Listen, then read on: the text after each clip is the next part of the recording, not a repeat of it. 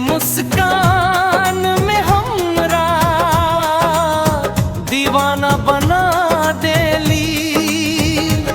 तोहर चाल में छो जादू, तोहर बातों में नशा।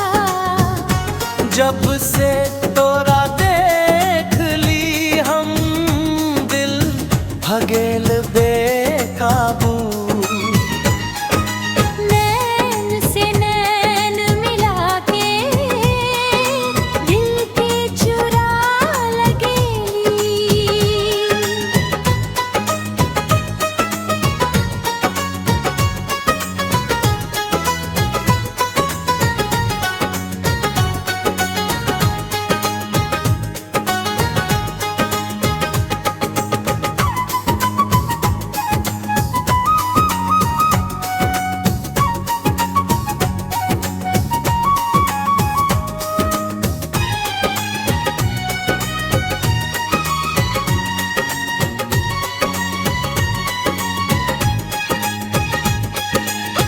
कंगना खन के छन छन, पायल बोले छम छम।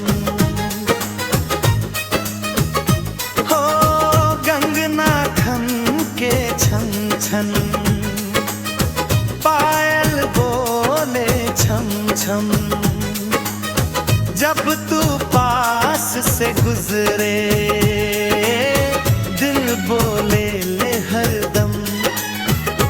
लाल गुलाबी होंठ तोहर आँख में छो काला काजल। तोहर सुंदर जवानी करे छो हो हमरा घायल।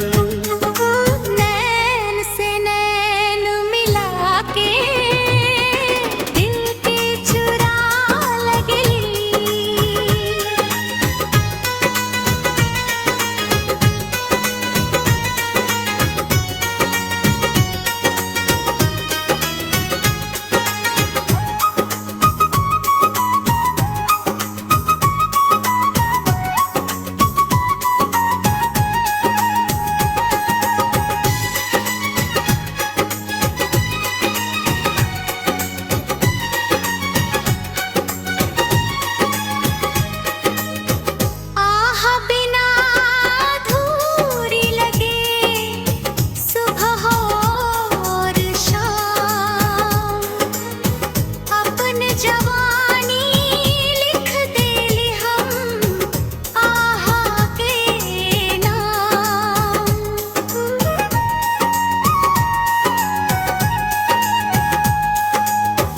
आहा बिना अधूरी लगे सुबह और शाम। अपने जवानी लिख दे ले हम आहा के नाम। नैन के शरारत दिल की चाहत। ओ जा दिल तोरे में हर गेला। अदाओं में ई दिल बेकरार ठ गेला।